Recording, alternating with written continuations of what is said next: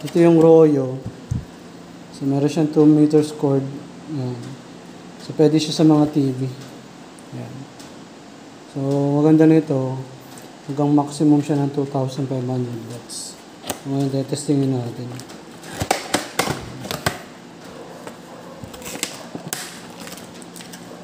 May free siyang adapter. Pwede mo siyang itornilyo kung didikit mo sa pader. Suppose mo. Ito, isasaksak na natin dito. Hot! So hot, babe. Hot! Yan, sakto siya. Come here, come here, come here, come here.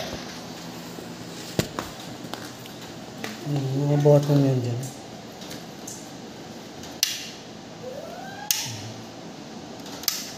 Yan. Interesado kayo dyan sa product na yan. Iwanan ko yung link sa description box. Bye-bye.